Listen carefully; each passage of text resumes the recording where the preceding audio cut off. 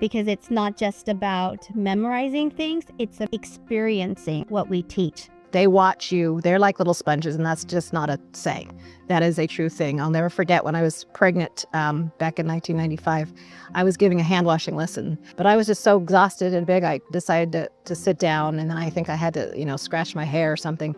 Well, when the child went to do the lesson, she did it the exact same way for baby. She sat down, she scratched her hair at the same time, and I thought, you know what, right there, they are sponges. I love working with the teachers and the parents, how it's all a community and everyone shares in that education of the child.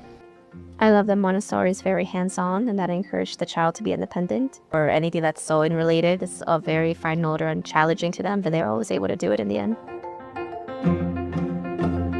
I grew up on a regular public school. The thing I like that they do here in Montessori in general is focused around the individual kid, because you're following the individual, the student. And I think I see a lot of our students and a lot of kids at this school, they thrive because of it, because you're able to match their needs rather than we're just trying to speed past this and you don't get it, you don't get it.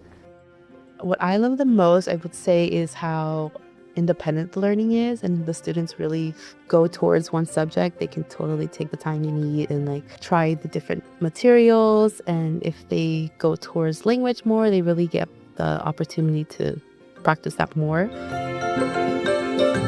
What we do here at school is really emphasize that progression, right? And from a young age, and just learning the materials, the shapes, the patterns, the textures, and their color wheel all the way up until 5th grade, where they're applying all those things in a real fine arts form is something that shows. It really shows in their artwork. It shows in their creativity and their skill sets.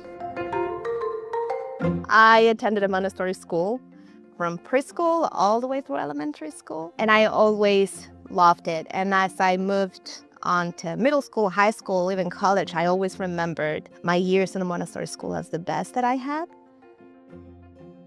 I've always loved teaching. When I get emails from parents and say oh, in the car, we're always singing that song that you teach them, I love that there's flexibility in how we teach. We have a curriculum, but we also incorporate so many other parts than just a textbook or just sitting down. There's so much flexibility and liberty in how we can teach.